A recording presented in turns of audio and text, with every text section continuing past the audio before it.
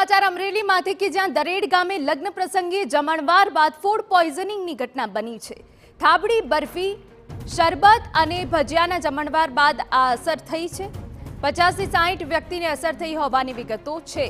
30 થી 35 લોકો કે જેમને વધારે અસર થઈ છે તેમને સિવિલ હોસ્પિટલમાં ખસેડાયા છે।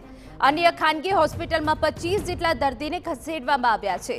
તમામની તબિયત સુધારા પર હોવાથી હોસ્પિટલમાંથી રજા અપાઈ। तो लग्न प्रसंगे जमणवार बाद जो तमाम हाजर लोग હતા તેમાં એની અંદર બપોરે ભોજન લેતા નાના બાળકોને પહેલા ફૂડ પ્રોવિઝન દેખાતા, ત્યારબાદ એનાથી મોટી ઉંમરના 12 થી 13 વર્ષના છોકરાઓને દેખાયું, ત્યારબાદ મોટી ઉંમરના 17 થી 18 વર્ષના છોકરાઓને આ બધું ફૂડ પ્રોવિઝન દેખાયું। બાબરા તાલુકાના દરેડ ગામમાં આજે એક લગ્ન પ્રસંગે ફૂડ પોઈઝનિંગના કેસીસ થયા। તો એમાંથી ઘણા બધાને ફૂડ પોઈઝનિંગની અસર થઈ અને અસરના લીધે ઝાડા ઉલટીના કેસ અહીંયા 25 થી 35 કેસ અહીં આવી ગયા છે। બીજા પ્રાઇવેટમાં પણ ગયા છે।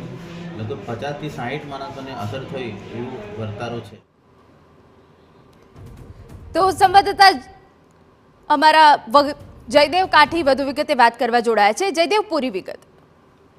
બિલકુલ ઈના, જે રીતે બાબરાનું દરેડ ગામ છે જ્યાં એક લગ્ન પ્રસંગમાં ફૂડ પોઈઝનિંગ ઘટનાથી સમગ્ર ગ્રામજનોમાં ભારે દોડધામ મચી ગઈ હતી, કેમ કે જે રીતે 50 થી 60 વ્યક્તિઓ છે તેમને ફૂડ પોઈઝનિંગ અસર થવાના કારણે બાબરાની હોસ્પિટલ છે ત્યાં ખસેડવામાં આવ્યા હતા। જો કે અન્ય જે કેટલાક લોકોને અન્ય ખાનગી હોસ્પિટલ છે ત્યાં પણ ખસેડવામાં આવ્યા હતા, જેમાં સૌથી વધારે પહેલા પ્રથમની વાત કરવામાં આવે તો બાળકોને વધુ અસર જોવા મળી હતી, જેના કારણે લોકોમાં ખાસ કરી પરિવારજનોમાં ભારે દોડધામ મચી હતી। જો કે મોડી રાત સુધી તમામ લોકોને સારવાર આપવામાં આવી છે, તમામ લોકોને રજા પણ આપી દેવામાં આવી છે। જો કે આ પ્રકારની પ્રસંગમાં ઘટના બની હોવાના કારણે લોકોમાં અને પરિવારજનોમાં ભારે ભાગદોડ મચી ગઈ હતી અને હોસ્પિટલના કર્મચારીઓમાં પણ થોડીવાર માટે દોડધામ મચી હતી।